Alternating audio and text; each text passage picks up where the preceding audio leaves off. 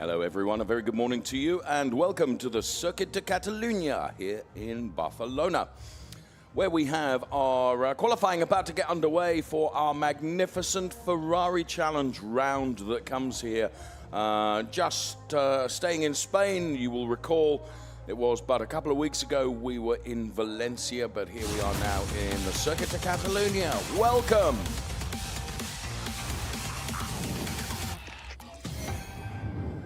My colleague alongside me and I were just discussing about when this circuit was actually built, and it was much more recently than I would have ever considered.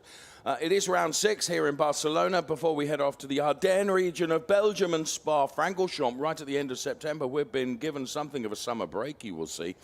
And then it is to Mugello for the Finale Mondiali World Finals and the final of the 2025 season, because it will become round 8. And as you can see, bit of cloud around at the moment, which is a welcome respite from the searing temperatures that we've had. Track temperature currently 31 degrees. The air temperature is a positively lovely 25, but is expected to increase somewhat during the course of the day today. First of the cars we'll see will be our Shell drivers, and warm welcome back to the likes of Ray Acosta and James Wyland, who will be joining us here at this extraordinary circuit, and as I mentioned, more recently constructed than I would have ever thought. It was back in 1991. It began hosting the Spanish Grand Prix in the same year, and it's located in Montmeló. It's 4.6 kilometers, 14 turns, 6 left, 7 are right. 1991, Nico. I would have said it's been around for longer than that, and if I'm honest with you, parts of it feel a tad more historic. That's very fair. Diplomatic, wasn't it? Very diplomatic. Good morning. Here is our entry list for this session. We have 3 qualifying sessions this morning. The first one, as you can see, is Coppa Shell.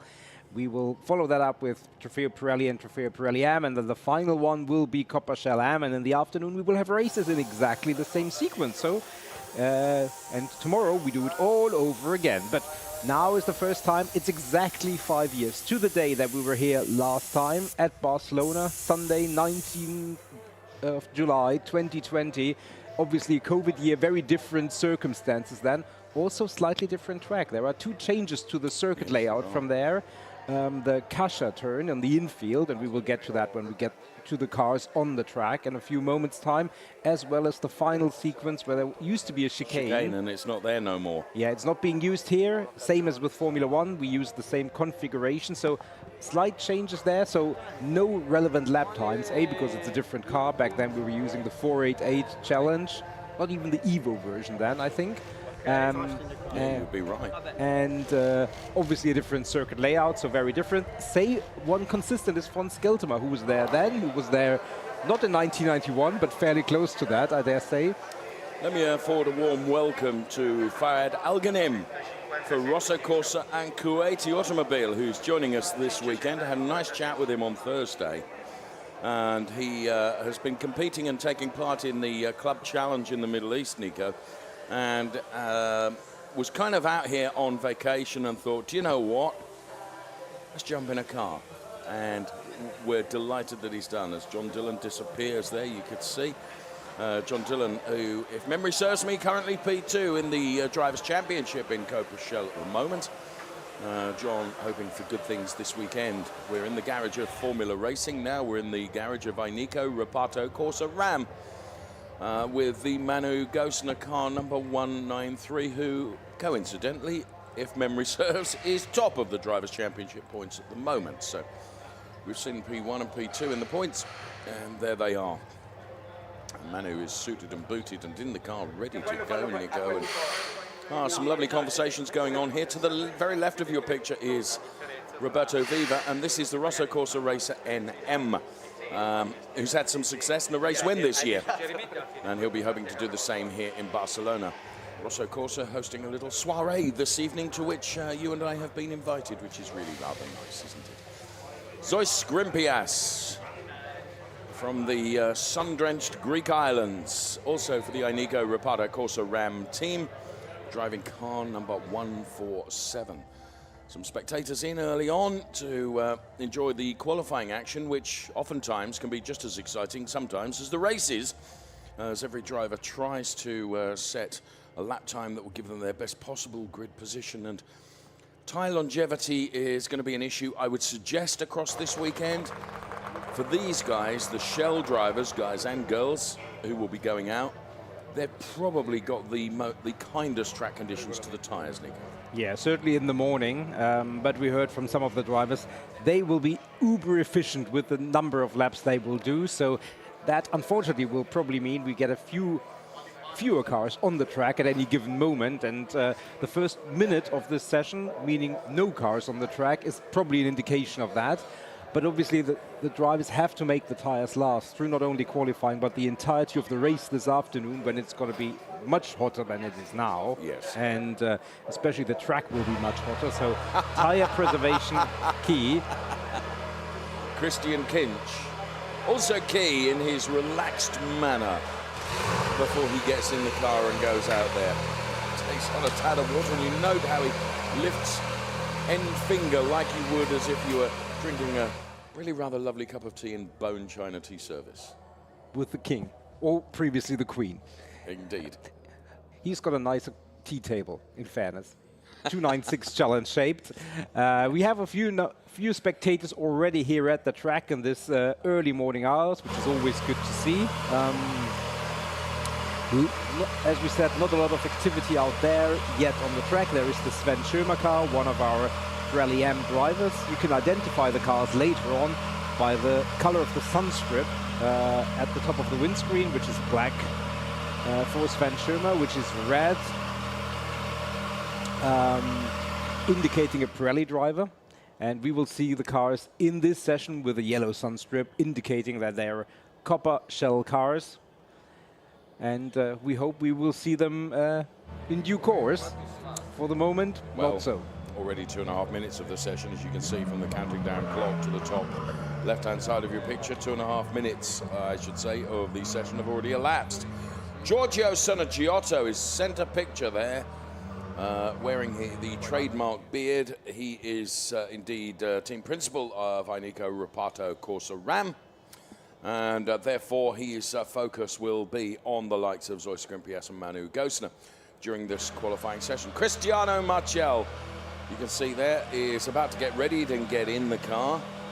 And Cristiano Marchel, who is driver coached by Rui Aguas, Portuguese, former Portuguese racing driver who's extraordinarily quick and remains very, very quick. I was having a brief chat with him last night, and Cristiano Marchel, he will be out in car number 171. You can see him just putting his fireproof balaclava on. Sporting the wrong team, friend.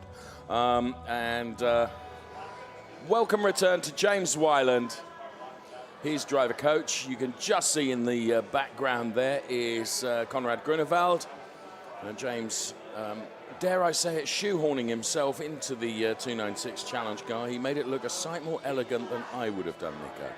Fair enough. It's been like a sack of potatoes being shoved in there if it was me doing it. But great to see James Wyland back. He's never present in the Ferrari challenge across Japan and the USA and also here in Europe as well. And truly, truly lovely man and great racing driver, Nico. And I seem to recall when last we were here in Barcelona, he and Conrad Grunewald giving us a real insight into how some of the turns here at Barcelona should work. Absolutely, and he made it work. He was the last race in Coppershell here.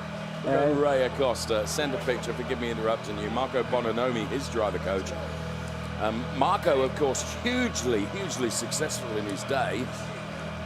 Makes it sound like he's an old man, and Marco is not, but Ray Acosta, another really super competitor who races in North America as well as here in Europe. Forgive me, I interrupted. No worries. Von Skeltema and James Wyland, the only drivers here from our Coppershell grid who were competing in this 2020 season. James Wyland, in the last race here, made it onto the podium, P2, and you're right, he gave us, and there we go, have a look inside his cockpit, looking at the steering wheel, James Wyland's car. They showed us around the track, especially the one turn that we don't use anymore, the La Caixa turn, which now is much more rounded, where it used to be like a you were almost coming back upon yourself. Yeah, it was almost like a hairpin, really, wasn't it? Indeed. Now it's a little bit more rounded. Same applies for the final sequence. So we see much quicker lap times than we did last time. Will that affect the overtaking possibilities? Potentially, we'll see. I mean, the 296 challenge, we've said it so many times, but it bears repeating. Such a magnificent car. So quick, so loved by all the drivers. John Dillon is one of those drivers. Affectionate with the 296 challenge car, a really, really good driver as well. Seen John really come on in leaps and bounds over his career in the Ferrari challenge, and to the point where he is deservedly P2 in the Drivers' Championship currently. He's in a good place this weekend, he was telling me. He's looked after by Matt Griffin. Again, another hugely successful driver as Ray Acosta makes his way into his 107 car. And Ray Acosta then adopting a really, really nice colour scheme this year. Last year he paid homage to what was then the livery of the hypercar. This year, you can see the collection have delivered a beautiful colour scheme across this 296 challenge car for Ray Acosta. It's all quiet before the start, really, and we started 7 minutes ago. And nothing's happened yet out on track. Shintaro Akatsu, who is one of our Shell-Am drivers, who's playing to the camera very nicely. Thank you, Shintaro. And Christian Kinch. Must say hello to Christian's daughter, Sabina, who I know will be watching this qualifying session, and the rest of the Kinch family with some interest. Christian's certainly very, very focused on what he needs to do, and clearly has worked out in his mind when he's going to take to the track. What I will say is, I think when cars do make it on track, it's going to be really busy. It's going to be really busy, and there is a lot of gravel beds beckoning around the track, and that is always something that the teams and the drivers will be aware of, because one driver putting a wheel wrong, beaching it in the gravel, will inevitably bring out a red flag. Yes, and it will. That means all the best laid plans will go potentially to waste, and the later that happens in the session, especially when you haven't put down a banker, can put you in real trouble. I've never asked a driver this question. Is there something psychological about, I don't want to go out until everyone else has, or whether there's any psychology in that as well? Because if it was me, and one accepts that I am not a racing driver, if it was me, the attraction of having a completely clear few kilometers of tarmac with no one else to impact or affect what I can do out there, I would consider advantageous. I appreciate no rubber is being put down on the track, but I still think the risk-reward ratio would favour my thought process to being out there. Yeah, but obviously, I agree with you. Really? Now the teams and the teams and the drivers will argue that actually, at this stage of the session, you can't really put a competitive lap in, and with the abrasiveness of the track and the temperatures, you don't really get two shots. Or if you do, then you compromise your race. So if they had a spare set of Pirelli P0s to do that, I'm sure they would do that. But the tire management is very much part of this sport and very much part of this championship. So yes, they have to kind of bite the bullet to a degree and just accept that, well, we see some activity inside the garage for now. Christian Kinch getting the thumbs up. Well, checking the clock. That's the third time I've seen him checking his watch. They've obviously structured a plan. And yeah, 20 minutes remaining. As near as makes no difference. That's probably one of the times that some of the teams have said themselves, well, that's where we plan to go out. There seems to be some activity around looking into the pit lane in the Reparto Corsa Ram team, around Manuela Gostner, Zoe Scrimpier. So I would argue in the next minute or two, we will see the first cars, plural, out on the circuit. And rather than a stationary Zoe Scrimpier's car, we will see one in force and in action. And To be honest, the 296 is a very beautiful car. When stationary, it sounds and looks even better when it's moving at race pace. Of course, and in my opinion, the tower there that is center screen right now is reminiscent of some of the North American circuits where, of course, you would have those leaderboard towers. Good morning, Mr. Montali. Our boss joins us in our studio just to make sure that we're behaving correctly. And my scorecard and report card will be marked accordingly. Von Skeltermar, he's getting ready. Yes, sorry, back to what I was saying, Nico, about those leader towers. You know, it looks really good here in Barcelona, but it is reminiscent of what you would see at, you know, maybe Indianapolis or somewhere like that. Yeah, definitely. Really has a American feel to it when you see it, because it's not something that we usually see in Europe. There is some car in motion. Cristiano Marchel, isn't it? It's Cristiano Marchel. Thank you, Cristiano, for breaking the spell, if you will, for being the first one now outside of the pit lane. We have a car on track, and that's always good to see. Green flag, 18.5 minutes remaining. Cristiano Marchel giving us a first tour of the Circuit de Catalunya, and it starts with a very tight chicane coming down the hill from pit exit, but then it climbs up directly through that sequence of turns before there is that sequence of right-handers. Long, winding, we're getting the car dialed in on the throttle, then lift as you go into this right-hander. We're on board with the FBO Motorsports driver Cristiano Marchel. You could hear him lift on the gas and then back on it again as the NM car is being prepared to get out there on track as well. That, of course, is engineered by the Rosso Corsa team. And the gold livery really working on that car, and the red and yellow really working on the Cristiano Marchel car, who has, to my knowledge, the track completely to himself at the moment and is exploring every single centimetre of tarmac that he can, as he's going to be the first lap put into the book during this qualifying session, but it won't be a meaningful one in terms of lap time, because he's on what we call installation or an out lap. Probably take more than one lap to bring the tyres up to complete temperature, I would suggest, before he will then try and bank and put one lap in and not do too many laps on those tyres, because as Nico has pointed out earlier on in our broadcast this morning, and you're welcome to join us, the tyres that these drivers qualify on will be the tyres that they will be racing on this afternoon. There is Cristiano Marchel rounding the final turn and crosses the timing line, completing his outlap. So from here on out, the time could theoretically count.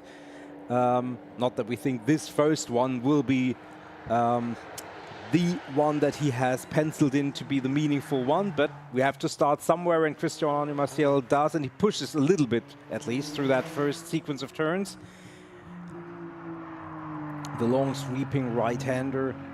It goes on forever, and we walked the track yesterday, and this feels like not entirely fair. Forever and forever right-hander, and then it's almost like a stadium, this first part.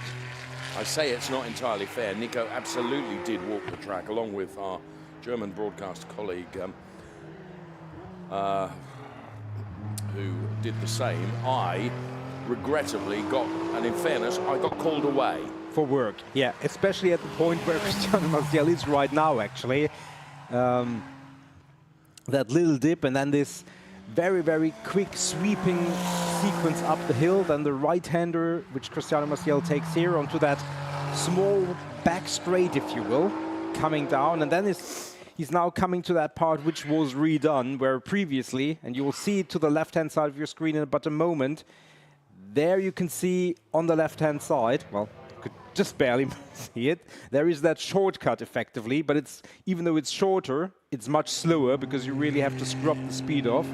And here he comes to that top section, the highest point of the track. And after this right-hander, there is a chicane,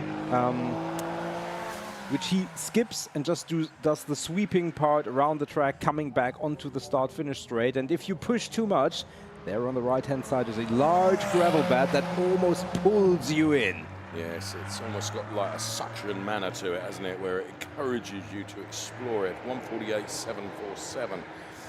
I venture to submit that we will see times lower than that, but well done to Cristiano Marchel. If for nothing else in replay here, giving us something to talk about in this qualifying session. And in that span of one lap, remember when Cristiano Marchel started that lap, he was alone on the track. 0, yes.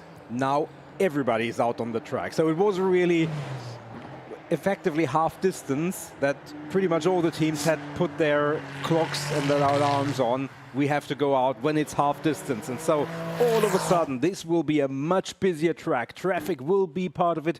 Track limits always is. And I asked Claudio Garovini, our race director, yesterday over a coffee, where is track limits the most critical? And he everywhere hit his head on the on the bar and muttered something like turn 2.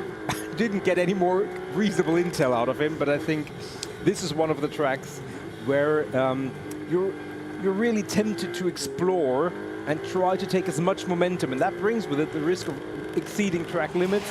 In qualifying, that will mean that your lap is disallowed. In the race, there is a little bit of a different mechanisms, which we will get to later, but the gist is, don't exceed the track limits. Oscar Rinčević is pushing and pushing hard. He's been a welcome addition to the Ferrari Challenge this year. Has raced in the UK, albeit here in Spain, when the UK opened its season in Navarra in northern Spain this year.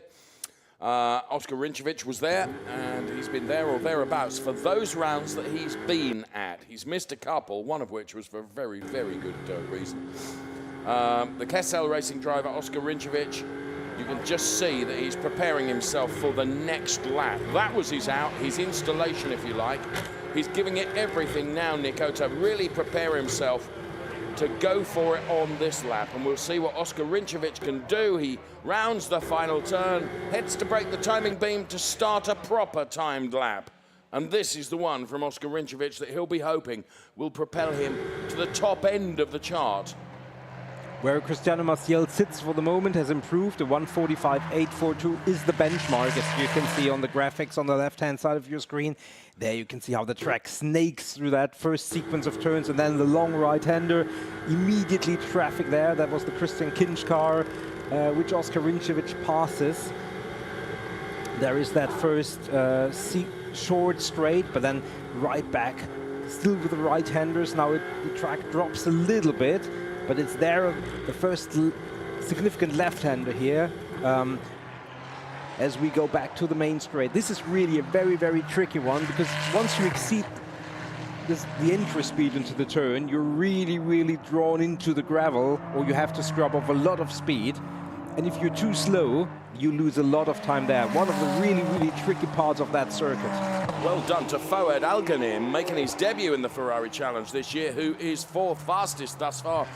It's Cristiano Marchel from Manu Gosner, from Ray Acosta, then Fouad Alganim, who is fourth fastest, with Oscar Rinčević currently fifth fastest. We're watching Fons Skeltema, who currently is sixth fastest, and we have merely 11.25 minutes remaining still to see meaningful times from the likes of James Wyland, Christian Kinch, Roy Scrimpias, John Dillon and NM. As we went into the Kessel garage momentarily. And there is Fons Skeltema then in the 177 car. James Wyland puts a time on the board, which means he is sixth fastest. There are drivers improving, including Oscar Rinčević, who's given us a 1:43.782, fastest time that we've seen so far. You can follow the order on the left-hand side of your screen. That's where the graphics are, and that's where the times are put up. And as you can see, it was almost a full second quicker than Ray Acosta, who'd gone second fastest. Cristiano Marchel now relegated to P3. All of these times and the order in which the drivers find themselves will relate directly to the grid positions that they will adopt when it comes to the race this afternoon. So, at the moment, it would be front row, Oscar Rinčević and Ray Acosta, but we still have 10 minutes remaining, and Cristiano Marchel and Fouad Alganim will want to be doing something about that, as indeed will this young lady who's done personal best in Sector 1 and Sector 2. This is going to be potentially an improvement from Manu Gosner then. Target time, 1:43.782. Breaks the timing beam and is 5/10 down, but it's enough to propel her onto the provisional front row with a P2 time. Absolutely, and already track limits, a big topic. John Dillon, 3 track limit warnings already, and that means he's got no relevant time, and Christian Kinch is coming back in. I think there's damage to one side of Christian's car. The front left-hand corner, or did I dream that? I dreamt it. It's a new set of tyres going onto the Christian Kinch car. Whoa, that's Ray Acosta. He was doing exactly what you told everyone not to do, exploring the gravel beds. Yeah, he kept it together nicely, good car control. A sigh of relief by Ray Acosta, by his team, and probably to a degree by everybody else, because nobody wants a red flag. Ray Acosta still makes it up into P2, probably lost a little bit of time on the final sector. Could have been a P1, I reckon. Because he was within 7 tenths. Might be just what he relinquished in that sector. Manu Gosner P3. Christian Kinch has come out again. And with only 8.5 minutes, as near as makes no difference remaining, especially those drivers out of position, they need to get the hurry up. John Dillon has just put in a first reasonable time, elevating up to P6, but not up to his own lofty standards. There is Manu Gosner, who is climbing that last part of the track, and now it's full throttle effectively all the way to the finish line. First sweeping right-hander and the next one coming up, running down the hill, and it's just that one turn. She needs to improve. It's P5 for Manu Gosner at the moment. She's been relegated to. Oh, she only improves one place. NM with a super lap has gone second fastest. There's only 2 drivers in the 143s. Oscar Rinčević and NM. Fouad Alganim, Kuwaiti driver, certainly making his debut in the European Ferrari Challenge with some aplomb, it should be said. And Manu Gosner, not where she would like to be. It would be a second-row start for Manu at the moment, Nico. That's true, yeah. And we see a slow-mo of her, but she is going again, as is pretty much everybody. Oscar Rinčević already in P1, and he's setting the purple sectors this morning thus far. Good, and once again improves on his own best time by 2 tenths. He's now almost 7 tenths up on everybody else. The only question is that too early? Will the track still evolve and give other drivers a better chance of improving? We will find out. Lots of drivers setting personal bests. There is Oscar Rinčević in replay, provisional pole. Yeah, what a great job he's done with the 143.315. 3 1/3 tenths quicker than NM, who is second fastest, and Fouad Alganim, who is third fastest. We go into the garages. Dr. Stephen Earle with the baseball cap on to the left-hand side of your screen, just covered up by some graphics there. And he is one of our Shalom drivers, as Zois Grimpias now, who is currently languishing, if I dare use that term, in P8. Last year's Shalom champion, promoted to the Shell category for this year. Well, you can really sense just how hard Zois is pushing, and dare I say it, is he pushing a little bit too hard? James Wyland's just done a purple sector 1. We go on to the Inico Reparto Corsa Ram pit wall as we split the screen for you, and James lost a bit of time in sector 2, unfortunately. Zois, though, personal best sector 1, sector 2, but they would be personal best, truthfully, because he is down there in P8 at the moment. Let's see if this is going to be an improvement. I think it probably will. Is it going to be enough to get him to the very sharp end of the grid? Well, the graphics reveal all. No, but he has improved 2 places. Yeah, and we've got the first drivers who've come into the pit at late stage. Fouad Alganim is one of them. The other is Cristiano Maciel, who, remember, was one of the first out there, or yes, he was the first out there. Currently in P7, not where he would like it to be, not where he has been already. Manu Gosner, very, very good first sector, purple, and by 2 tenths of a second, so that's quite significant. Just rumbled over the curbs on the exit of that turn. And there is a very, very thin line between perfect, just exceeding the track enough to be on the perfect trajectory, maximum momentum, and that extra little bit, which is too much. Manu Gosner lost 2 tenths, but still within striking distance of pole position. The final sector will tell what this lap is worth. Probably on course for an improvement. Currently in P3, front row should be a possibility based on the current trajectory, but it all comes down to these final 2 turns. You can see the car sliding around now. So Manu Gosner then pushes with all she has to try and improve on her current P3 position. As she breaks the timing beam, she does, and puts it onto the front row, but it's P2. Oscar Rinčević, who I remind you, set that 1:43.315, has parked the car in the pit lane, Nico, with 4.5 minutes remaining. Yeah, I think he's taken as much out of the tires that he feels he needs to, and absolutely is willing to do, and P1 certainly is a good position. Christian Kinch, remember, he's last and far off the pace. He is on a lap, so he tries to avoid disaster in these final 4 minutes of having a P11 start. Ray Acosta, P5. Decent, but not satisfied with that. Still pushing, although the first 2 sectors not necessarily an indication that this is going to be an improvement. But let's see as he crosses the timing line. No, stays P5. Who else is quick? Currently, only Christian Kinch really with an improvement, but he needs that, as we said, from P11, and he will cross the timing line in but a few moments, and then we will see where that will land. There was a car on the outside, James slow. Wyland. I think it's the James Wyland car. Yeah, correct. It was not an outlap, but very much to the outside of that first sequence of turns going slow. Hopefully nothing wrong with the car. Well, Christian Kinch finishes his lap, personal best, but no movement up the order, still in P11. So he needs to go again. The fewest number of laps currently done by Fawad Al-Ghaim with 5 and Christian Kinch. Al-Ghaim obviously already in the pit, so he is the most efficient with his tires. Absolutely, Al-Ghaim, they're making his debut this weekend in the Ferrari Challenge Europe. He's currently P4. Zois Grimpias then is targeting an improvement, but he's 8 and a bit tenths away, and he's bailed this lap, you can sense that. And he will now prepare himself to go again. So it is Oscar Rinčević, Manu Gosner, NM, and Fawad Al-Ghaim. They are the front 2 rows at the moment with merely 2.5 minutes of this session remaining. So as I said, Zois Grimpias building now, ready for the next lap, which he's going to go for it again. Every lap that he does, he's taken a little bit more out of the Pirelli P0s that are across the 147 cars.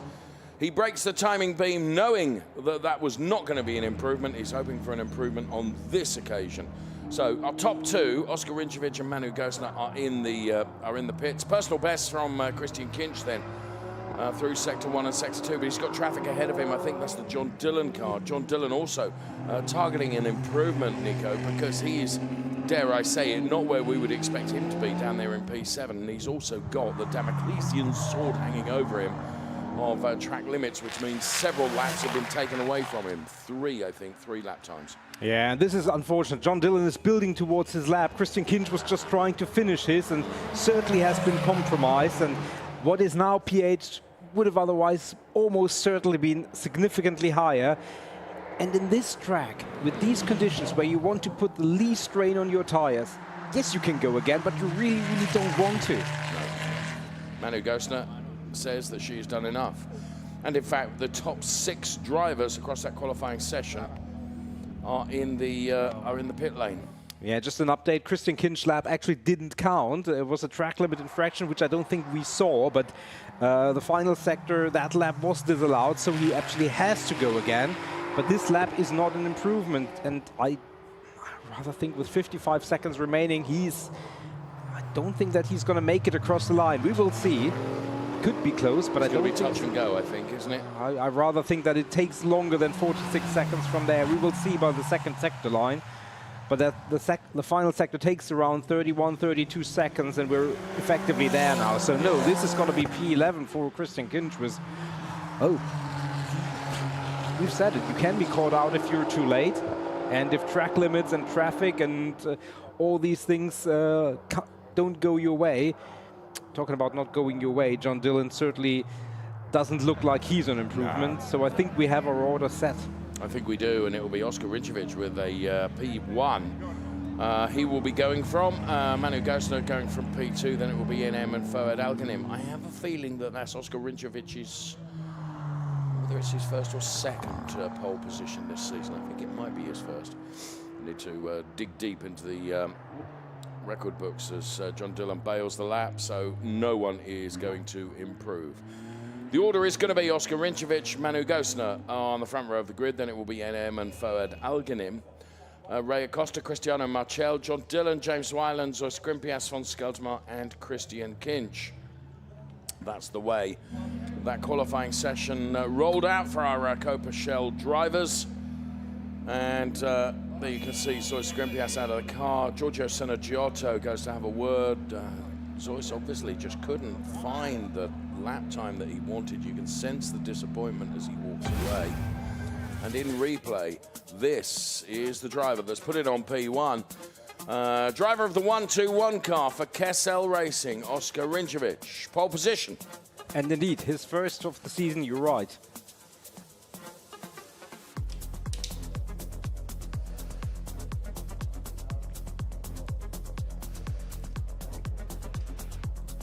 Track position is going to be pretty important here at the Circuit de Catalunya, and he has given himself the best possible track position to start his race. Here comes confirmation then of the order. Oscar Rinčević, P1 from Manu Gosner, P2.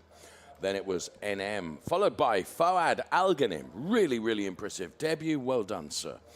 Then Ray Acosta, ahead of Cristiano Marchel. John Dillon, James Wyland, rounding out the first 4 rows, if you will. And they were ahead of Zois Grimpias, von Skeltmar, and Christian Kinch. Those are Copa Shell qualifiers, and in the order that they qualified. So please make sure you join us for their race to come a little bit later on today for our Ferrari Challenge Copa Shell drivers. But for now, from Nico and from myself, from qualifying from Circuit de Catalunya here in Barcelona, bye-bye for now.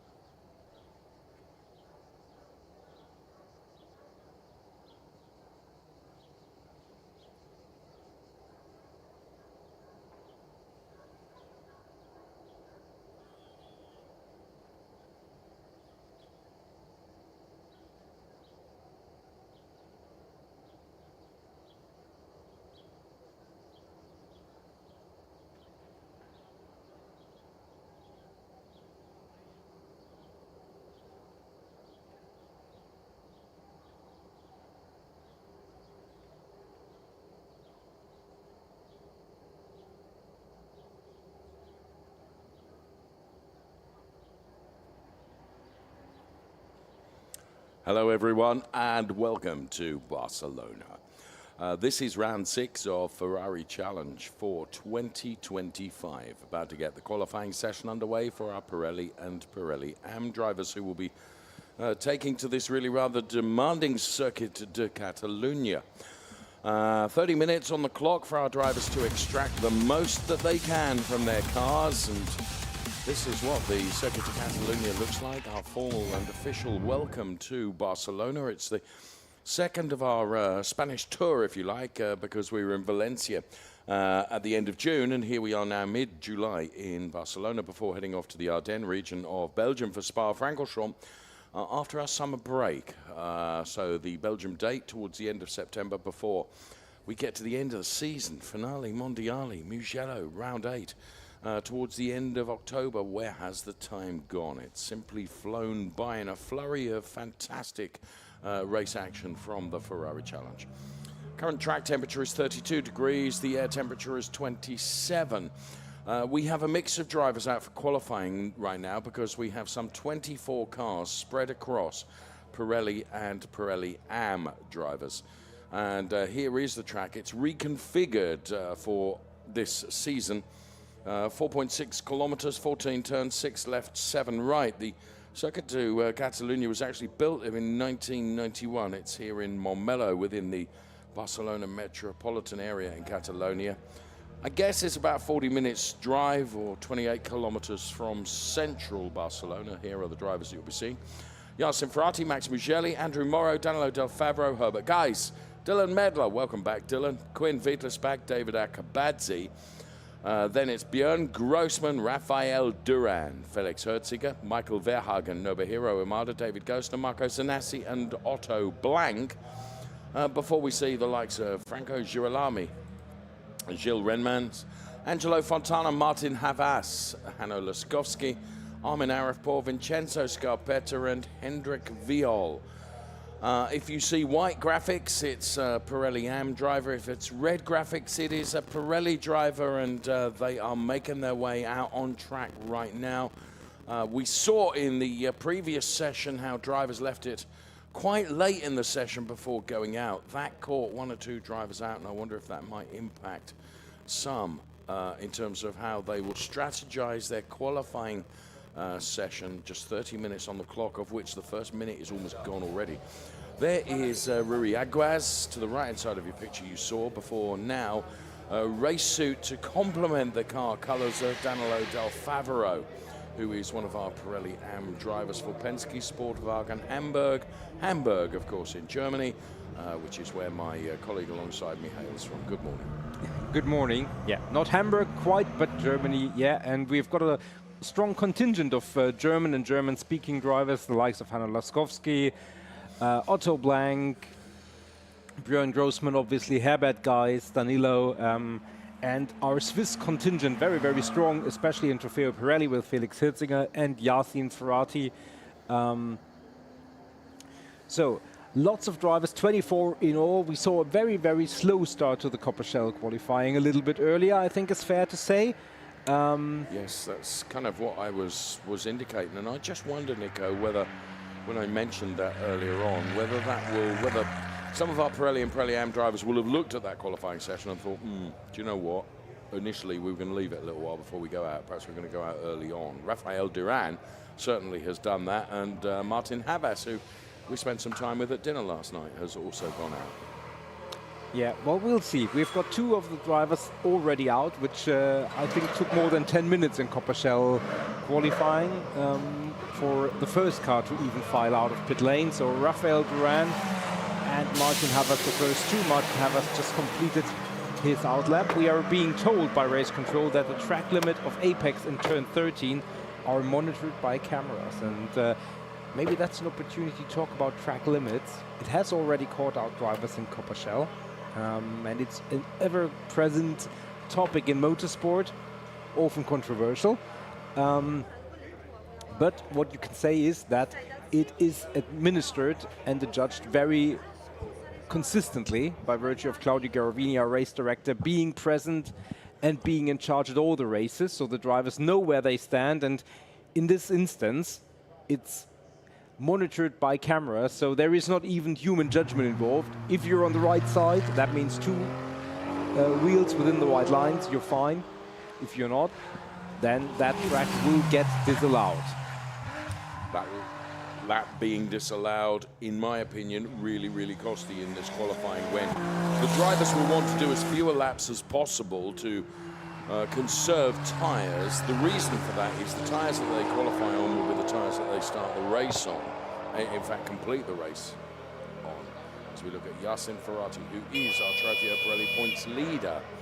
He had a fantastic time of it in Valencia. He'll be hoping to repeat that success here in Barcelona as well. Yasin Ferrari then driving for the Emil Frey racing team. Michael Verhagen. We had quite a laugh with Michael and his family last time we were in Valencia. And Michael then, he was hugely successful, and he'll be hoping to repeat that here in Barcelona as well. So Martin Havas gives us our first meaningful time, which isn't really meaningful because it's a 1:59.51, which is far away from where we expect the times to be. The Faye speed camera indicative of just how quick these cars are down the start-finish straight here in the Ferrari Challenge. The car, of course, the 296 Challenge car, and the Scuderia Prague driver, Martin Havas, then out there with the clock running on him now. We're going to see a time certainly better than that he's pushed so far.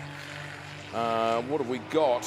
Still only 2 drivers out there, Martin Havas and Armin Arifpour, who has gone out now. Rafael Duran went out and came back in again. So as you can see, purple sectors for Sector 1, which means that Martin is improving as we predicted. The last lap time that we got from him was not really a competitive lap. It was more a half installation lap as he continued his warm-up cycle of all the elements of the car and himself before really trying to push as hard as he can. He's got the benefit of completely clear tarmac, and you can see that benefit has already manifested in a time that's 2.3 quicker than his previous time. So Martin Havas then on a trajectory for improvement, but much as though we wondered whether the drivers would look at the last session, which was for our Shell drivers, and think whether they would perhaps go out a tad earlier. Clearly, they have chosen not to do so, as 22 of the cars remain in the pit lane, as Martin Havas now breaks the timing gain with a 1:47.908, so improving by 3 seconds. Still not time where we would expect it to be, as Quinn Wiedlis back, the Emil Frey racing driver, is making his way out of the pit lane right now. And great to see Quinn Wiedlis back, as it were, as Vincenzo Scarpetta then in the Radici Automobili Ferrari Challenge 296 car. All of these drivers, of course, are linked with a dealership and a team that prepare and maintain these cars, including that of Max Mugelli, who just last night, while I was filming a piece to camera for our highlights program, Max Mugelli was pedaling up from turn 10 on a bike like a thing possessed. I mean, it's fair to say Max is not the youngest driver out there, but his physical fitness is such that he was absolutely full chat flat on this bicycle climbing uphill, to be followed by his daughter Sarah, 13, on an electric scooter. I just shouted to the best of my ability, "Go, Max," which really rather upset the producers, where I was supposed to be filming a piece to camera and got distracted momentarily. But so well done to Max Mugelli, who had a good time of it in Valencia, Nico. Yeah, absolutely. Had a good time of it. Made a fantastic move on Felix Hilsiger, our serial winner, who had been first upset by Vincenzo Scarpetta and Bruno, and with a magnificent drive. And I mean, that overtake from Max Mugelli in Valencia certainly ranks very, very high on the moves of the year chart or my personal one. There isn't an official one, which maybe that's something we should do. I'm in RF4. We follow around the track and coming towards the end of the second sector. The first one a personal best.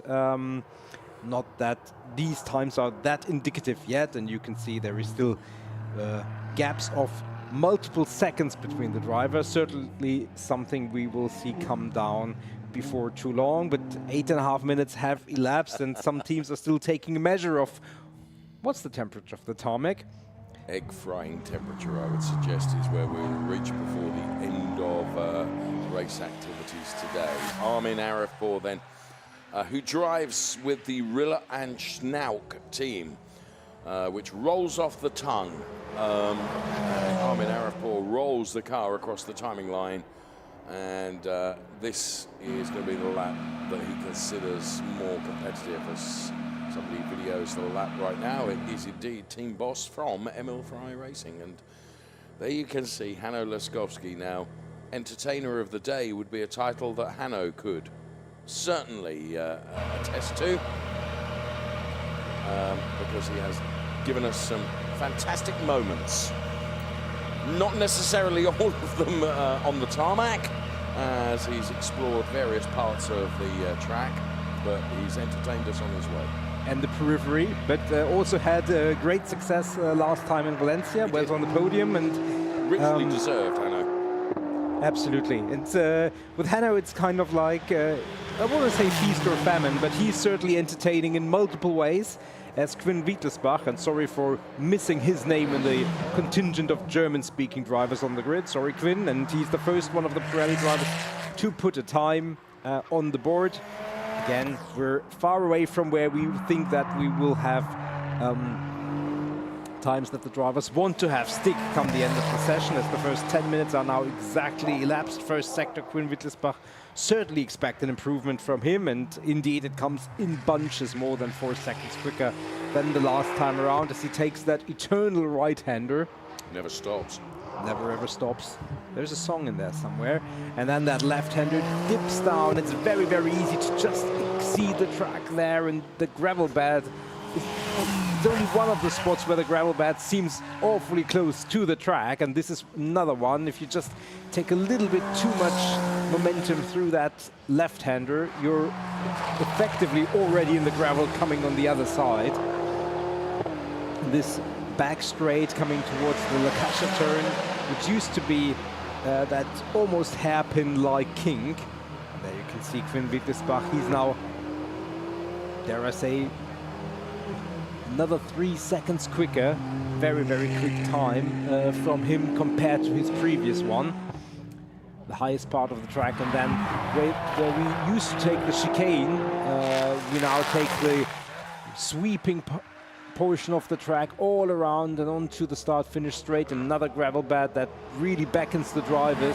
Quinn Wittelsbach, 20 seconds quicker than his previous one. So 1:42.966, we're getting there. Yeah, it's much more where we would expect it to be. The margin of 20 seconds is not one to really be terribly excited about, because Quinn is only now getting into the realms of where we would expect to see our Pirelli drivers. And Emil Frey Racing, the engineer, Quinn Wittelsbach, they also engineer our Trofeo Pirelli points leader, which is Yasin Ferrari. And right now, going out on track, we can see Hendrik Viol, the Scuderia Prague driver. I was talking to Hendrik yesterday, and Claudia, his partner. And Hendrik, you can see, is just going about warming everything up here. Nothing like racing or qualifying speed yet, but he'll gradually build momentum in the car and build temperature into the brakes. And that temperature will dissipate out through the rims and onto the tires and bring everything up to the kind of warmth that they need to operate at their best. This is Marco Zanassi, driver of the number 69 car, who very unusually had a forgettable Valencia. He had a torrid time of it, and he'll be hoping to right the wrongs of the first edition in Spain for 2025, and hope that the second edition will be slightly better for him. Stefano Guy there, you can see, with the headphones on. just having a conversation there on the Martin Havas car. Martin Havas, engineered by Scuderia Prague and coached by Stefano Guy, who knows a thing or two about driving a Ferrari very, very successfully. And here you can see Quinn Veitlersbach trying to improve on his 142.813. The risk-reward quotient with regards to tyres, because the drivers will be using the tyres that they race on in qualifying, so therefore the minimum number of laps that they expose those tyres to will give them some really good rubber during the course of the race. So that's a factor that is considered by the drivers. At the moment, Armin Arifpour and Martin Havas have done 5 laps apiece. Quinn Veitlersbach and Rafael Duran have done 4 laps. Vincenzo Scarpetta on 2, and we know that Hendrik Viol and Franco Girolami have done 1 lap apiece. Yeah, indeed. And in the Shell qualifying earlier, it was about this point in the session at half distance where a lot of the drivers decided to come out. Effectively, what was an empty track one moment was full with all the cars just a minute later. So let's see how that develops with just under half of the cars out on the track now. You make a very good point. It was at this stage in the previous qualifying session, but you're talking about a significantly lower number of cars that were out for Shell. If all the Pirelli and Pirelli Am drivers turn out at the same time, you're looking at a circuit with 24 cars on it. And therefore you're going to get this scenario where Hanno Laskovski is tucked in behind Yasin Ferrati as Rafael Duran tries to go through on the 2 of them. What I'm trying to say is, in simplified terms, traffic over the final 15 minutes is going to be a heck of a problem. Absolutely. You already see that 3 cars are already on their out laps since we started talking about this very topic, and we expect quite a few more. But the drivers who are currently out there will try to maximize the fact that the track is not quite as busy yet, and Girolami is in that final sector coming towards that short back straight, and we will get a measure of where he is after sector 2 in but a few moments. 2 personal bests, half a second off the pace, and that's half a second off the pace in class. As Vincenzo Scarpetta now has put a time on the board, just 2/10 off the provisional pole by Quinn Veitlersbach. So we get more drivers out on the track, we get more reasonable times on our timing screen, and Franco Girolami is gonna try and join that. For the moment, still 14 seconds off the overall best time. That will come down in bunches. P5 for the moment, P3 now, and significantly more relevant. P3 in class, P3 overall. So top 3 drivers are all Pirelli drivers. The best of the Am drivers is Rafael Duran, ahead of Armin Arifpour and David Gosner at the moment, with Martin Havas P4 in the Ams, as we get a replay of the number 72 car, the Radici Automobili Sanassi Racing driver Franco Girolami. This is Trofeo Pirelli Am head honcho with regards to the points, and that's Hendrik Viol, who came so close to taking the Pirelli Am Championship last year. He's hoping to go one better this year and finish P1. And the Scuderia Prague driver, who we ride on board with now. What a lovely and brilliant and evocative shot this is. As you can see, pinch point perfect through that turn, as Hendrik Viol then crosses the timing line and goes P1 in class with a 1:43.496 ahead of Rafael Duran and Armin Arifpour. That, to me, looks like Michael Verhagen about to join us out on the track. And Hendrik is going to go again. Hendrik Viol, who has done just 3 laps. Armin Arifpour has done 6 laps for Martin Havas. And this is David Gosner on an improvement trajectory across Sector 1 and Sector 2. He is currently 4th fastest in class, but David Gosner hoping to potentially put in a P1 in class. I rather fear that might have Horlick's that. As he ran out to the gravel, he kept his foot in, to be fair, which takes an act of bravery as well as considerable prowess in being able to control the car. And despite that, he has gone quicker than anybody else in the session so far. And you've got to say, Nico, there was probably a couple of tenths that he still had available to him when you consider he would have had to lift a little to try and control that car. For sure. I mean, let's see if race control deems that he exceeded the track limits there. Sometimes they say, well, actually, if you didn't get a benefit, we'll allow it. Let's see. For the moment, the time stands, and very, very good lap time, very good pace from David Gosner, as you said, quicker than anybody at this stage. Henrik Viol is our M points leader. Michael Verhagen, who we just saw come out of pit lane just a lap ago, he is the man on form, however. Had a perfect Valencia, took every single point that he could. Both pole positions, both fastest laps, 2 race wins. And that vaulted him up from further down the order all the way into P2. So he's the closest competitor to Henrik Viol, who has snatched P1 in class from David Gosner in the meantime, as Felix Helsinger has gone quicker than anybody. Talking about informed driving at Valencia, Yassin Ferrati. He was. Yassin Ferrati perhaps delivered in Valencia what we've been expecting of him all season long. And Yassin Ferrati will want to continue that, and indeed does so, going 1.2 seconds quicker than anybody else, Nico. That's 1.41244 for Yassin Ferrati. And he was sliding the car around on his quest to get to that time. So Yassin Ferrati for Emil Ferrari Racing goes P1. Yeah, and it was in Valencia after race 1 where Yassin said, well, we found something in the car. Expect us to be here meaning the winner's circle, very frequently. And he followed that up on Sunday, and he's following that up already in the early stages of this timed session, P1. Let's see where it will end. We're only 10 minutes away from the end of this qualifying session. We still got like 7-8 drivers who haven't even set a time.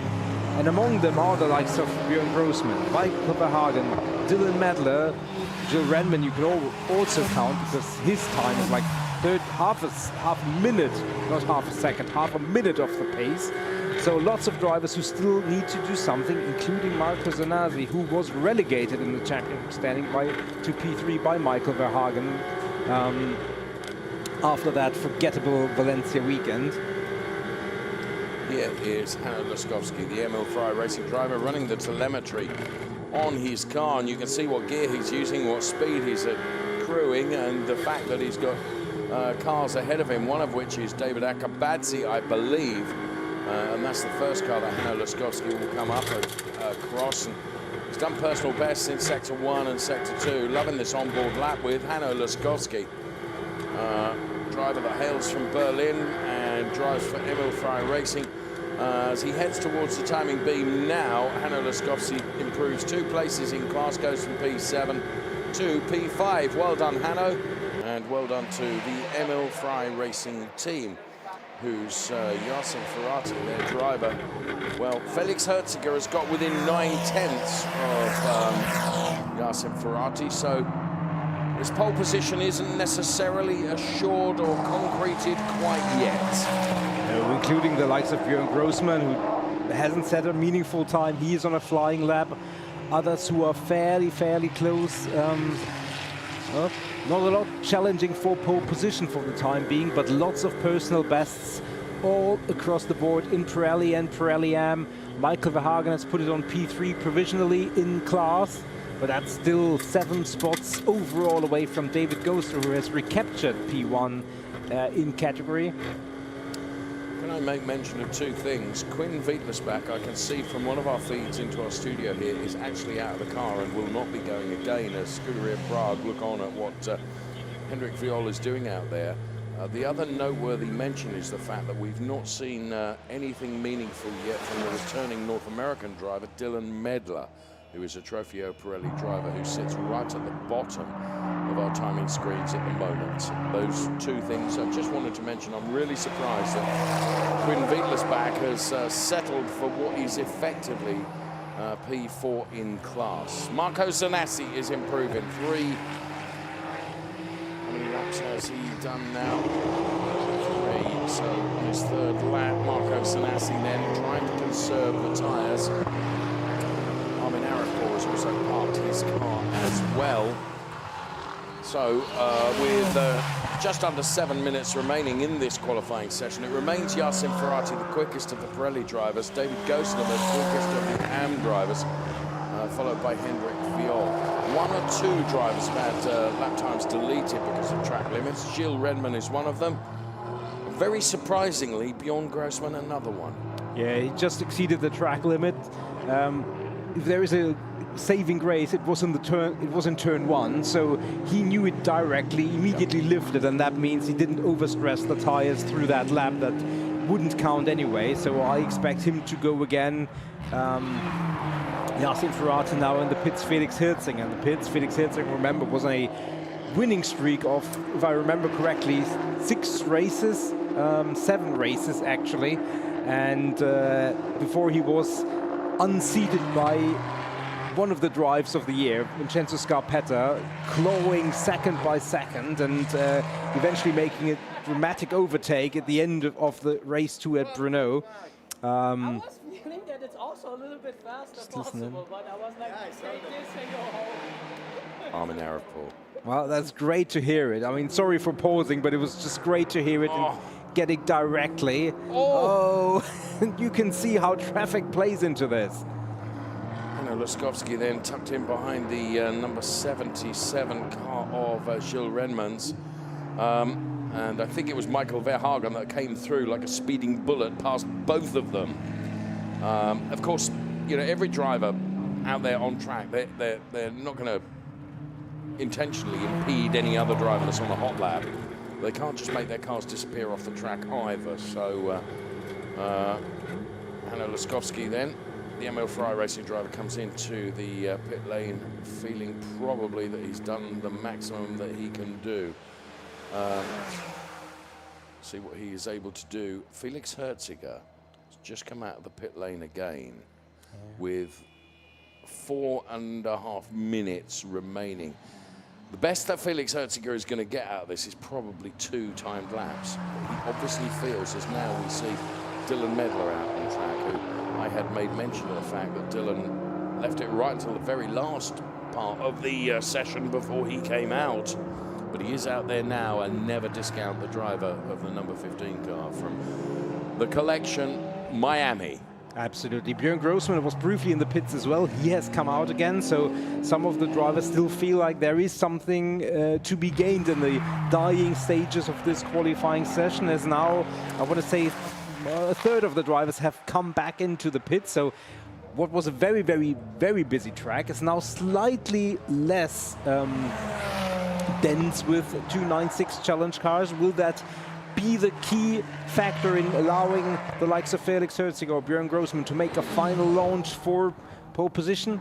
We will find out. Dylan Medler, also one of the candidates still looking, and with the personal improvement, not a big improvement in class, but he overtook Marco Zanazzi, a AM driver. But since they will line up on the grid the way that they qualify with a mix of categories, if that's the result, that could be significant. But there is Marco Zanazzi trying to respond. I can tell you that Yassin Ferrati is out of the car and walking down the pit lane. I can see from one of the feeds into our studio here, so he's clearly content with the 141.244 that he's delivered. In fairness, he is the only driver that has placed a car in the 141s. Felix Herziger has got as close as he can get, but that is still quite some tenths away from where he needs to be, but he is trying to improve. And as you can see, a number of drivers still out there, including Marco Sanasi, who perhaps was wrong-footed by that car, which I think may have been Rafael Duran. Here is Marco Sanasi then. P3 at the moment for the driver that was very, very dominant in the early stages of the season this year in Trofeo Pirelli Am, and he breaks the timing pin with no improvements, so he will try and go again. Just taking a look at the laps tally, some drivers have been out there and done lap time numbers in the 9 for Martin Havas. Quite a number of drivers on 6 laps, including Felix Herziger, some on 7, some on 8. Now, the reason we're mentioning this, and Rafael Duran has done 10 laps incidentally, is more laps you do, of course, the more you're taken out of the Pirelli P0s, which perhaps leaves you a little bit more vulnerable in the race. Felix Herziger is obviously feeling determined to try and find the 9 1/3 tenths that were missing. And I suspect we'll go again because, well, personal best through the final sector, but he was still 1.2 seconds down on the time of Yassin Ferrati as he goes past the speed cam now. Yeah, Björn Grossman is also pushing, and there we pick him up. A little bit of a sideways moment, still on trajectory for an improvement, but I mean, after 2 sectors, he's almost a full second off. So whatever Yassin Ferrati in the Björn Grossman with a sideways moment, that's not very typical of him, but he controlled it, which is typical of him. Let's see, P5 should still be a lower number. No, actually not. He lost a lot of time in that final sector, almost a full second. Whatever Emil Frey and Yassin Ferrati found in that car driver combination, it certainly has traveled well from Valencia to Barcelona. This was Björn Grossman, who's perhaps that full opposite lock moment reinforces just how much the tyres are suffering with the tarmac temperature. There's Nobuhiro Imada, we can see to the left-hand side of our picture, just looking on at what the drivers are doing. He is currently 5th fastest, I think, gone on underneath our radar a little bit there, so good effort from Nobuhiro. This is David Akabadze for Scuderia Monte Carlo, who's currently 11th fastest in the all-yellow car, and the checkered flag is out on the session, and I don't see anyone setting purple sectors. Our order is got. It'll be Yassin Ferrati from Felix Herziger, from Gilles Renman, from Quinn Vidlisbach, and Björn Grossman for our Pirelli drivers. For our AM drivers, David Gosner, Hendrik Viol, Marco Zanassi, Michael Verhagen, effectively second row start in class. But of course, when we mix all the Pirelli and Pirelli AM cars up on the grid, that does make a difference. And for the likes of Marco Zanassi and Michael Verhagen, they've got 4 Pirelli cars ahead of them before they can get to Hendrik Viol, if you like. Absolutely, and I mean, 9.5 tenths almost as we take our look at our pole setter in Pirelli AM, David Gosner. Great to see him back as a regular competitor. He's been part of the challenge for so many years, and there is the dominator of this second wave of the season, effectively, after Felix Herziger held that title for a few rounds of the championship. Now it's looks like Yassin Ferrati. This is the car that Giacomo Altoe. No, I think not. It's a new car, and you can see that because there are not the technical check markers on the car. So it's a new car, but obviously it's the same team that engineered Giacomo Altoe last year, and they have now really found the groove, it seems.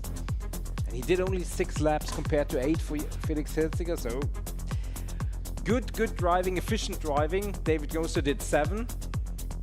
And that's effectively what most of the cars and drivers did. Quinn Vidlisbach, very efficient, 4 laps only. Did it very early, P4 in class. So good showing from him and his team. We'll see what that brings him for the race. Of course, Quinn Vidlisbach is going to have a couple of AM drivers ahead of him when it comes to the race. But we will bring you the full classification in just a few moments' time on screen in graphics for you. Here it is. Yassin Ferrati then, P1, and P1 by a huge margin ahead of Felix Herziger. Best of the AM drivers, David Gosner, then it is Gilles Renman, Hendrik Viol, Quinn Vidlisbach, Björn Grossman. Franco Girolami, a very good showing to put it P8 overall. And then it's Dylan Medler, who left it late into the session, Marco Zanassi, Michael Verhagen, Vincenzo Scarpetta, Max Mugelli, Nobuhiro Imada, and Angelo Fontana. And they're ahead of Danilo Del Favro, Andrew Morrow, Hanno Laskowski, Herbert Guys. Out of position, Herbert, I would have said. David Akabadze, Rafael Duran. Then it was Otto Blank ahead of Armin Arifpour and Martin Havas.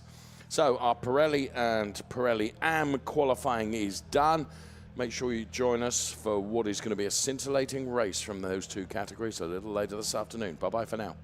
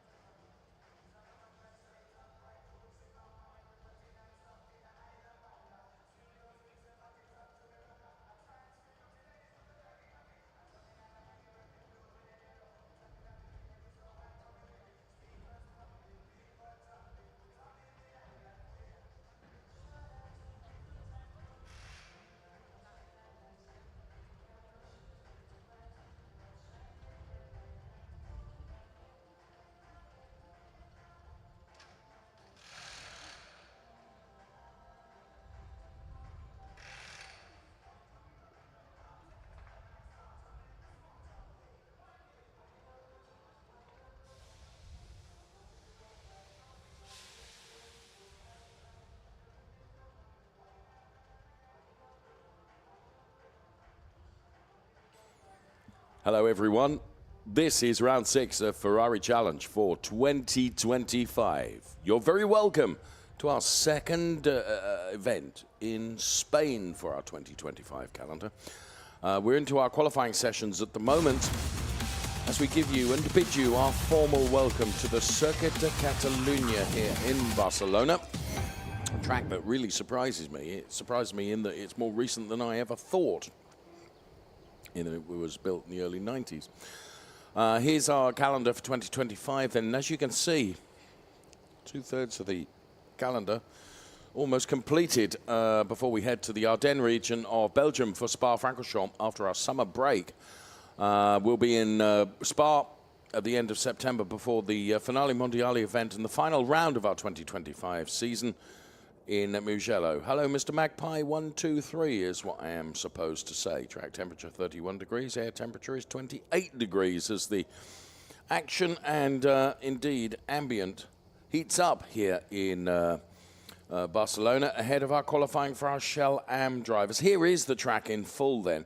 And as I mentioned, it was 1991 and it began hosting the Spanish Grand Prix in that year as well. Located in Montmeló, and it is perhaps 28 kilometers, 40 minutes drive time from central Barcelona.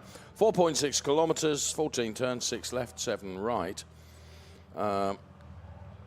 Yeah, the tower there that you can see to the left-hand side of your screen. And here are the drivers that we will see in qualifying. Stephen Earle, Paolo Scudieri, Boris Gideon, Andreas Koenig, Norikatsu Shibata, Hassan Debussy. Welcome back, Hassan, Henrik Kamstrup, Shintaro Akatsu. These are all our Shell Am drivers. Louis Peruscua, Guy Favet, Lisa Clark, Charles Chan, Alberto Duran, Pino Frascaro, Alvaro Ramos, Fritz Müller, as well as Sven Schirmer, Jan Sandman, and Alexei Komarov. That's some 19 296 challenge cars that will be taken to the track. Can we predict pole position? Gonna be difficult. Could we predict 5 or 6 drivers that could be in the hunt for pole position? That would be slightly easier. Can Pino Frascaro break into that top 6? Definitely. And, well, over the next 30 minutes, or 29 and a half minutes to be exact, we will see how it plays out. You certainly wouldn't bet against this man being at the top of the tree. Sven Schirmer, Penske Sportwagen Hamburg. Hamburg, situated in Germany, which is where my colleague Nico comes from. Yeah, good morning, late morning here from Barcelona. It was overcast earlier. The sun is now out in full force, and we expect temperatures across today in the low 30s, which with a little bit of wind is quite nice. If there is no wind, it gets really, really hot, and it's certainly going to get really hot inside the cars come race time. Well, I wouldn't want to put you on the spot in terms of which 5 or 6 drivers you would see at the sharp end of qualifying session. I think a few names that would certainly be strong candidates are the likes of Sven Schirmer, Jan Sandman, Andreas Koenig, Henrik Kamstrup, potentially Boris Gideon. I would have to say I would struggle to nail it down to 5 as we have a look at Henrik Kamstrup's car and the driver already inside the car. Unlike the first 2 qualifying sessions we saw earlier today, a lot more activity at the early stages. There is Stefano Guy holding and halting Henrik Kamstrup. They're looking at his phone, maybe looking at timings or a track map to see where everybody else is, still defining strategies. And you can see the first few cars already filing out of pit lane, meaning we've got the first 6, 7 cars already out, and the first car, Hassan Debussy, just finishing his out lap. Meaning we've got lots more activity than we had in the first few sessions, where in Coppershell it took a full 10 minutes before anybody had come out onto the track. Charles Chan, the 133 car, going through that first sequence of turns. The chicane turns 1, 2, and then the very, very long right-hander, almost forming a stadium section around the crest of the hill, before it then goes into Sector 2 and Sector 3. All fairly flowing elements of the track, because 2 of the slowest parts of the track, which we've used recently, and the last time we were here exactly 5 years ago, have been reconfigured. Fair points you make. And perhaps I was being a bit unfair by saying 5 or 6 drivers that could make it to P1. There's probably more than that, actually, the competitive nature of this. Fantastic Copa Shell AM group as Alexei Komarov, who we spoke to earlier on, Nico, and he was in a, well, he felt he was in a very, very good place before going out for his qualifying. Alexei Komarov, engineered by Scuderia Prague, of course, who over the years, the teams have remained consistent in the Ferrari Challenge and certainly consistent in terms of the success that they've enjoyed. And watching Paolo Scudieri right now with 26 minutes remaining in this qualifying session.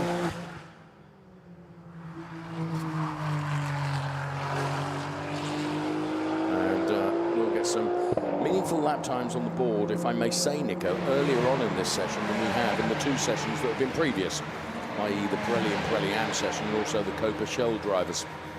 Absolutely. Alvaro Ramos and Hassan Debussy, the first two, a 1:58.01 from Alvaro Ramos is a first relative benchmark, but we can already see by the sector times that the likes of Paolo Scudieri will definitely move up into the 140 something, certainly under the 150 mark. Boris Gideon for the moment biding his time. He, with a magnificent start to the season, hasn't been able to retain that rich vein of form after Monza, but certainly always someone to reckon with. And indeed, Paolo Scudieri with 1:49.548, still a few seconds away where we expect these times to become the end of the session as we are on board with Henrik Kamstrup as he crosses the timing line and starts his first flying lap. Henrik, I felt, had a really, really good Valencia, Nico. And when you come into the next event following one where you feel you've done well, it must be so good for your confidence and make you feel that you're in a good place. Do you know what I mean? Everything is just, everything is positive. So I'm just going to keep my eye on Henrik. I think he could do good things this weekend. We'll see. Henrik Kamstrup then. Driver of the 113 car. You can't miss his car out on track. I mean, these 296 Challenge cars they are a thing of beauty. But Henrik is he adopts this almost electric blue color across his cars, and there it is, and you can see it. And thank you to our broadcast production team who allow us to go back on board with Henrik Kamstrup, having just seen the color of his car from the outside. Alvaro Ramos P1 at the moment. Hassan Debussy, great to welcome Hassan Debussy back out on track in the European series, as Guy Favet from Scuderia FMA, of course, will be going to what is effectively his local circuit next time around. We'll be going to Spa-Francorchamps. But Guy Favet has gone fastest thus far with a 1:47.487. Now, we split the screen here to show you the driver coach of Henrik Kamstrup, which is Stefano Guy. Stefano is a very, very good driver in his own right and a great driver coach as well. Most of these drivers have driver coaches, and Hassan Debussy, who I was talking about just a few moments ago, has Daniel Mancinelli as a driver coach, and Daniel is also no slug when it comes to racing either. That's very kind of you, and indeed. And Henrik Kamstrup also no slug on this lap, 1:46.478.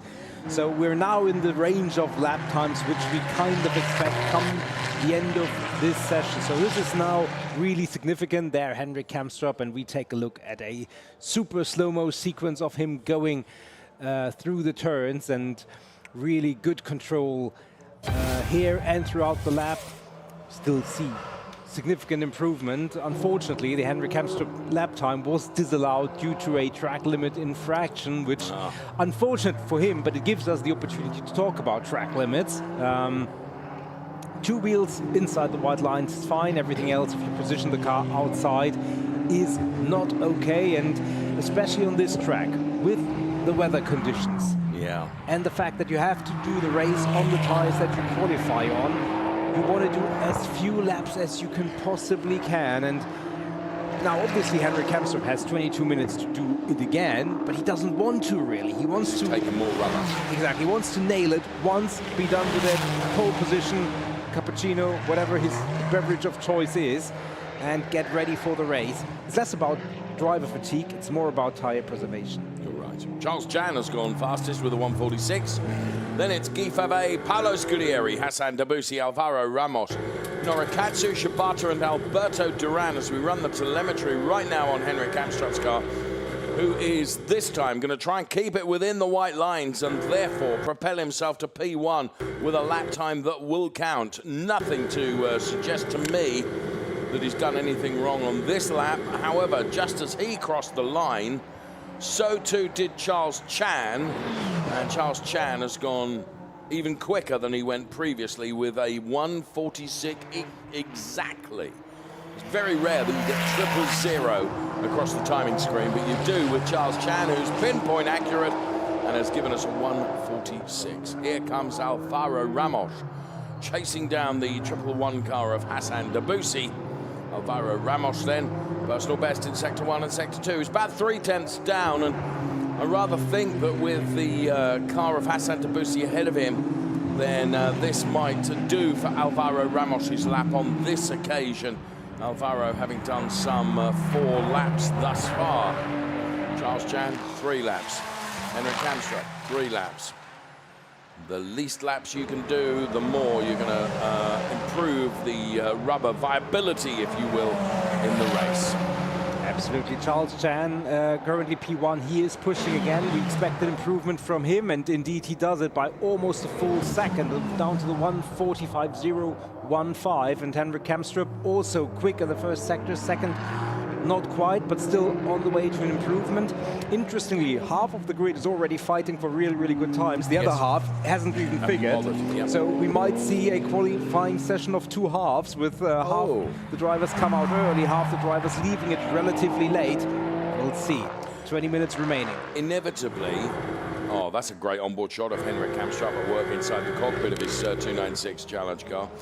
Inevitably, there are some drivers that will think by going out in, if you like, the second half of the qualifying session, the likes of Henrik Kamstrup and Charles Chan and Paolo Scudieri and Guy Favre will have helped them by dint of them laying some of their Pirelli rubber down there on the track to afford them perhaps just a tad more grip than they would have had in the first half of the session. Yeah, generally in the morning hours, you think that the track evolves and gets quicker towards the later stages. There is a point where that flips, where the abrasiveness, where the temperature in the track is so high that it actually doesn't get quicker. It actually may even get slower. Right. So this might be based on the strategy of the teams. It might just be the point where actually you think, well, you can do the quickest lap on lap 1, just as in minute 1, just as well as in minute number 30. Right. So we will find out, and maybe we will know, we'll be smarter at the end in terms of which strategy worked better. Very much. Well, we'll find out. There's always a chance. As Henrik Kamstrup still pushes, has just been unseated from his front row start by Jan Sadman, who's gone P2 overall. We haven't seen him. We've seen a lot of him through the season, and he's shown some great racing. But Henrik Kamstrup improved on Sector 1, lost quite a bit of time in Sector 2. And there comes the point where the drivers will have to decide, well, actually, I'm not satisfied with my position necessarily, but... Well, can I mention that Jan Sandman has just come out. He's done 2 laps and has immediately put it P2 with a 1:45.219. So got within 0.2 of Charles Chan, who paradoxically has done 5 laps to achieve what he's achieved. Now, if Jan Sandman can do that in 2, what he's doing is buying himself effectively 3 laps worth of tyres. Now, has he finished? Of course he hasn't. Will he stay out there? Yes, I rather think that he probably will. But what I'm saying is, by leaving it later in the session, he's already bought himself some rubber, theoretically. Absolutely. We have, on our timing screen, we see that 6 drivers have effectively come out at the same time and are on their out lap. So this is effectively the second wave of drivers, or the third almost, coming out. In return, the first few drivers, like Guy Favre, Paolo Scudieri, and Alvaro Ramos have come in, one of the early runners. Maybe they will come out later on. Maybe they will say, depending on what happens over the session, you don't actually need to. Shintaro Akatsu with a good time. Henrik Kamstrup again with pushing very much. So lots of improvement still going on. And there is Shibata crossing the timing line. And Jan Sandman goes to the top of the chart within 3 laps, a 1:44.819. Yeah, we just saw him come through the shot. And there is Norikatsu Shibata. Norikatsu Shibata, sorry, stumbling over my own words. 1:1:10 car currently in P5, and there is Boris Gideon, currently in P4, but his first sector is 6/10 quicker, 6 full tenths, and that is a statement and a half. What will he do in the second sector? Well, dare I, the risk of pouring some cold water onto your matches, Boris is also well known for absolutely using every centimetre of tarmac and a bit more besides. So, providing he can keep it within the white lines, which he has done so far, well done, Boris. He's on a good trajectory here, Nico. Absolutely, and no cold water for Boris Gideon is what he wants. He just wants the perfect line through the final turn. Lost a little bit of time, as we saw in Sector 2, and he's not the only one who's improving, but vaulting to P1 is all he can do on his own accord, and indeed he does. And that's a 1:44.679. Jan Sandman going quickly again, so is Charles Chan. Henrik Kamstrup has just had a lap disallowed due to track limits and has also come into the pit, so he may figure at the end of the session. Here for the first time in full shot, Jan Sandman. Unfortunately, in his view is lots of traffic. We can see from our feed into our studio as Jan Sandman with a 1:44.469. Boris Gideon now usurped then as he is relegated to P2. We can see from our feed into our studio a driver that's very greedy in terms of driver coaching, Sven Schirmer, who has both Andrea Gagliardini and Max Blancardi coaching him, and he has had a fantastic time of it this year. And as we look in replay at Jan Sandman then, with his 1:44.469, here is Boris Gideon, who is going to try and respond. So we've not seen a meaningful time yet from Sven Schirmer. We are expecting to any moment. 14.5 minutes remaining in this Copa Shell AM qualifying session as we follow Boris Gideon. This lap is not going to be the one that threatens Jan Sandman. We can already see that because the sector times are not where they need to be. Interestingly, only a couple of drivers with track limits, and they are Norikatsu Shibata and Henrik Kamstrup. Everyone else managing to keep it within the white lines and do a good job of that, including Jan Sandman. And Boris Gideon, who, as I predicted, is not able to unseat Jan Sandman with that particular lap, but he will try and go again as we dive into the paddock and into the garages as Paolo Scudieri and Alvaro Ramos are almost tripping over themselves. You can see Paolo Scudieri flashing his lights furiously, but, well, Alvaro Ramos cannot make his car disappear, and in the space of 3 laps, Nico, Sven Schirmer does go P1 with a 1:44.248, so 2 and a bit tenths quicker than Jan Sandman. He's done it straight out of the box, hasn't he, effectively? Yeah, indeed. Good use of driver coaching, if you may say, but he has to pedal the car himself, and all of a sudden, the first 2 sectors were good, they were competitive, and we kept watching it, but it wasn't necessarily pole-worthy, but he made all that count in the final sector, took 3 tenths of Jan Sandman's previous best time. Another driver who's just come into relevant positions was Andreas Koenig, moved up from P nowhere to P5 and is going again, so he also one of the most entertaining drivers of the season thus far, and by his own admission, sometimes for the wrongest reasons whatsoever, which has put him really on the back foot in the championship, but he's always there, the pace is always there. Yeah. And he had a very, very good, at least a very consistent Valencia. After previously it was always one very good day and one fairly forgettable one. Yeah, it's interesting how it seesawed over a weekend. Yeah, so and there we pick him up, P5 for the moment. Let's see second sector time. Where does that put him? Well, it starts with a minus, and that is a positive in this case. And he is on a trajectory to maybe unseat Sven Schirmer for pole position, who in turn is also going quick. Andreas Koenig would really need a very, very strong finish to get back into the championship fight. Yeah. Would you discount him? Never. So, sweeping right-hander now for Andreas Koenig, running downhill to complete the lap. Let's see what he can do. He was on a trajectory to improve, and improve he does, but he lost time in that final sector, and I wonder if he lost time as a consequence of just traffic being ahead of him, which didn't impede him, but I think may have just broken his concentration for a moment. Here is Sven Schirmer, who for the moment is steadfast on a 1:44.248. Is he on an improvement trajectory? Here comes the Sector 1 time to tell us, and he's actually 5/100ths down on his previous time through that sector, Nico. Yeah, indeed, and but still very, very close, and we've seen that he made up time. Good showing from Lisa Clark, who just put it in personal best and the P8. Welcome back, Lisa. Welcome back. And starting here for Pellin Racing, also competing in the US, obviously. And previous Copper Shell AM champion. Again, super great. Andrea Gagliardini then speaking to this man on team radio, Sven Schirmer. What's his Sector 2 time going to be? We are about to find out. He's still just proving the point here that the colours on the sector lines don't necessarily always have to be coloured. Sven Schirmer on a mission here, Nico. Yeah, two very, very good sectors. Neither personal best nor overall best. Oh!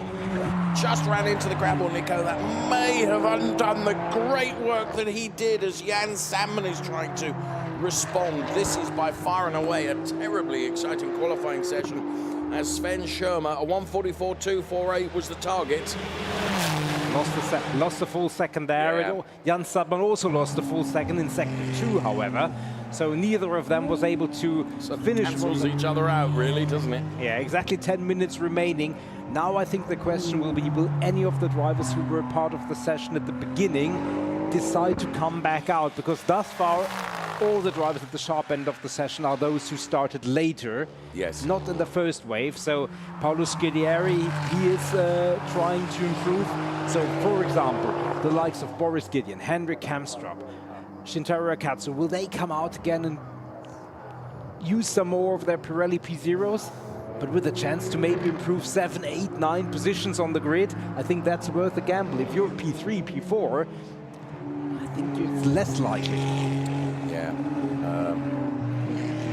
Here is Paolo Scudieri then. Personal best Sector 1 and Sector 2 is P11 at the moment. How many laps has Paolo done? He's done 9 laps, Nico. Yeah, most of all, when he finishes the timing line, will be 10. Yellow flag at turns 1 and 2, so someone off there, or is it just a brief skirt? And this is Paolo Scudieri then in super slow-mo replay. Sven Schirmer is going again, so this will be his 6th lap, I think, by my reckoning, and the whatever issue we had at turns 1 and 2 has gone away, and Jan Sandman is going to go away again, and Jan Sandman is getting closer, Nico. Yeah, first sector, even though not colored in any specific color, was close. Just 5/100ths off the pace, but see what he could do in Sector 2. Lost a lot of time last time around. Well, okay, there, I think 5 seconds is not something he will make up, and he has bailed that lap, and I rather think he will decide that this may have been his contribution to qualifying. Charlie Hollings is his driver coach, and Charlie will have said, you know what, we're better off banking what we've got, park the car. Here's Sven Schirmer in. Andrea Gagliardini straight in, talking to Sven Schirmer, who's turned the car off, Nico. And with just under 8 minutes remaining, I rather think Sven Schirmer is done. Yeah, I think that whatever he feels that he might gain a 1,000th or 2, not worth the trouble, not worth the extra wear. 6 laps is among the least that anybody has done in this session. Certainly at the sharp end of qualifying session. Jan Sandman has done 8. Andreas Koenig, first sector, 1/1000th off the pace. So this will bear watching. Here is one of the drivers who does exactly what we felt like some might do. Henrik Kamstrup came out early, currently P8, not to his liking, not to his satisfaction. He's going again. First sector, 3/10ths down. If he can hold up that pace, it would be an improvement. I think he's got one more lap for sure in him, but there is also Andreas Koenig in graphics for you. He will follow the car of Alexei Komarov a little bit later. Second sector from Henrik Kamstrup, still on trajectory for an improvement. Yes, trying to better his P8. Andreas Koenig losing time in the second sector. As Nico said, he will be coming up to Alexei Komarov. Overall, though, still... oh, and around has gone Henrik Kamstrup. Good avoidance by Alexei Komarov. Next to, it's going to be Andreas Koenig that comes around. And Andreas Koenig avoids because Henrik Kamstrup put the car to safety. Well done. But of course, there is a yellow flag, which means you've got to lift, Nico. Yeah, probably. Let's see. I mean, if yeah, absolutely. He lost 9/10, and that was that's always the risk. That is always the risk. But I can imagine Andreas Koenig will be somewhat unhappy about the situation, the card that has been dealt. Really unfortunate, but that's what happens, isn't it? Yeah, I mean, safety always absolutely paramount. So if he had taken pole position there, that would have been actually bad news, because certainly race control would have looked at that. And there is a replay, and yeah, Henrik Kamstrup just overcooking a little bit, too much momentum out there, and it happens. And as you can see, just dips into the gravel. I'll tell you what, that's actually dislodged part of a splitter at the back, hasn't it? The rear diffuser. You can see it wobbling around. Yeah, and he's come right. I mean, he was. So that will be the end of Henrik Kamstrup's qualifying, I would suggest. Yeah, certainly. I mean, he was just ahead of the pit entry, so effectively he could just dive in there and get his team to look at it. Andreas Koenig wasn't able to push into that lap, so he has bailed that. Under the radar a bit is Fritz Müller here. P7, you know, that's good qualifying from Fritz Müller. For sure. As I say, gone under our radar a little bit, but P7. Sven Schirmer and Jan Sandman, who are at the moment our provisional front row placers, both brought the car into the pit lane. Andreas Koenig has almost had to go again, hasn't he, by dint of what happened with Henrik Kamstrup. And actually, there's only 4 or 5 cars that are out there on track right now, including the likes of Alvaro Ramos. Alexei Komarov, we've just seen come in. No, we haven't. It's Fritz Müller that's come into the pit lane, so we can knock him off the list. Oh, there is Alexei Komarov. I thought I saw him indicating. Who else is still out there? Shintaro Akatsu, possibly. So all of a sudden it becomes us. Andreas Koenig comes in. He probably feels that he's done enough. It's a second row start, Nico. And with 4 minutes remaining in this qualifying, I rather think that, and whilst I wish not to be the a monger of doom, I'm not sure that we're going to see anyone attack that time of Sven Schirmer right now. Let's see, we should just see one car coming through in the background, so certainly one car still pushing. Shintaro Akatsu is still out there with a plan to improve. Sven Schirmer feels like whatever he has delivered, and that's quite a lot, is to his liking. Yep. And you made the point. He's done it with the meanest number of laps that he could possibly do, just 6. Yeah, absolutely. Very efficient. As you say, only 4 cars still out there, and I rather think that Alvaro Ramos will dive into the pit lane fairly soon. Shintaro Akatsu just finishes his lap, but no improvement. Guy Favey is still out there and pushing. Alvaro Ramos also still out there. 3 minutes remaining. Pino Frascaro, we can see center shot right now. He's currently 14th fastest. Driver of the yellow and silver number 1 4296 challenge car, Pino Frascaro, with just under 3 minutes remaining in this qualifying session for our Ferrari Challenge Copa Shell Am drivers, led by Sven Schirmer. Then it was Jan Sandman, Andreas Koenig. They are the top 3 at the moment. Say at the moment because there is still 2.5 minutes within which drivers could unseat those that are in the top 3. Is it likely? Don't think so. I think we've seen the best of the track and the best evolution of the tarmac, and from here on in, I really rather think we've probably got our order across the first few rows of the grid. Yeah, and I think this qualifying session is a embodiment of how close this championship is. And that one misstep or one small misfortune, the likes of Andreas Koenig for Henrik Kamstrup, can be the difference between a front row start and P7 or P8 in some cases. And it permeates the entire grid. Alexei Komarov is really, really quick in Valencia. He's way down the order. On the other hand, really, really good showing from Lisa Clark. And obviously our drivers at the front row. So the margins are so small simply because the density of talent and quality among both the teams and the drivers is so great. Agree with everything that you say. 1.5 minutes remaining as Pino Frascaro crosses the timing line, is not able to improve on his previous best time. Alvaro Ramos, I think, is about to cross the timing line as well. Here then, Pino Frascaro. Oh, you could see the back end of the car just sliding a little bit in that replay, indicative perhaps that how many laps has Pino done? 9 laps. He's one of the higher runners. I mean, Alvaro Ramos, Nico, has done 14 laps. Paolo Scudieri himself has done 12. Henrik Kamstrup congratulates Sven Schirmer on his provisional pole position. I think it's, provisional with a capital Pro. There is von Skeltermar, a driver of the 177 car in the Shell category, not in Shell Am. And Fon's driving for the Kessel Racing team as Shintaro Akatsu remains out there and is still trying to improve. With 30 seconds remaining in this Ferrari Challenge Copa Shell Am qualifying session, we're live from the Circuit de Catalunya in Barcelona. And 3 races to come this afternoon. They will be for our Pirelli and Pirelli Am drivers, for our Shell drivers, and also for these drivers that we can see out on track right now, or the 3 or 4 that remain out on track. Shintaro Akatsu being one of them, a Shell Am driver.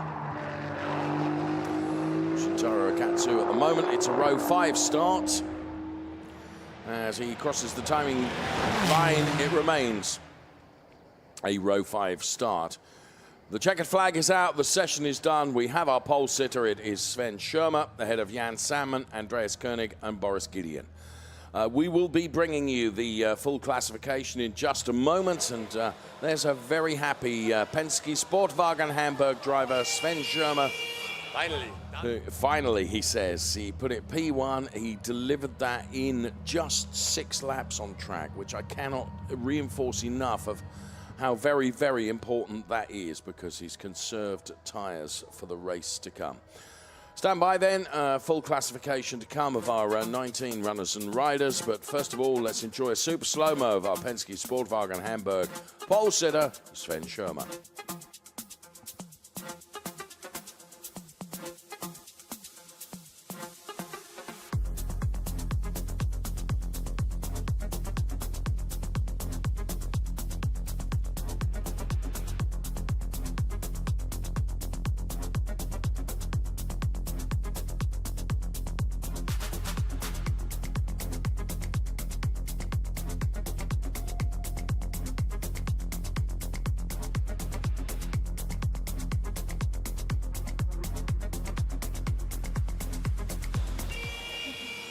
So, big congratulations. Great photograph there of Sven Schirmer, who has delivered a supreme 1:44.248 to give him the best possible start in the race to come this afternoon.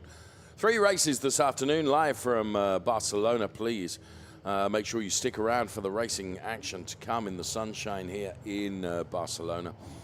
Very much looking forward to those races. Here comes our classification then. It was Sven Schirmer that put it on pole position, chased by Jan Salmon, Andreas Koenig, and Boris Gideon.